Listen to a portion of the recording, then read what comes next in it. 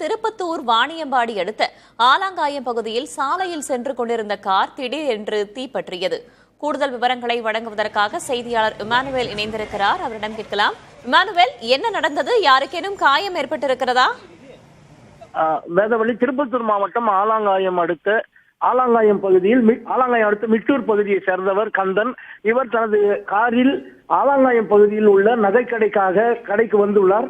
அப்போது காரை நிறுத்திவிட்டு கடைக்கு செல்வதற்காக இறங்கியுள்ளார். அப்போது முன்பக்கத்தில் இருந்து புகையானது வந்துள்ளது. அதை கண்டவுடன் அவர் அருகில் இருந்து கூச்சலிட்டுள்ளார். அருகில் இருந்த காவல் நிலையத்திலிருந்து காவலர்கள் மற்றும் பொதுமக்கள் உடனடியாக வேகமாக வந்து காவல் நிலையத்தில் இருந்த தீ அணைப்பான் கருவியை கொண்டு அந்த தீயை அணைத்துள்ளனர். இருந்த போதும் தீயானது மளமளவென பரவி கார் முழுவதும் எரிந்து நாசமாகின. உடனடியாக தீயணைப்புத் துறையினர் வந்து தற்போது தீயை அணைத்து வருகின்றனர். காரில் பற்றிய தீயை தற்போது தீயணைப்பு படை வீரர்கள் முழுவதுமாக அணைத்திருக்கிறார்கள்.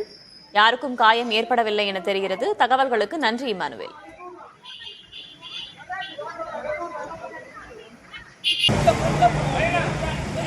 அது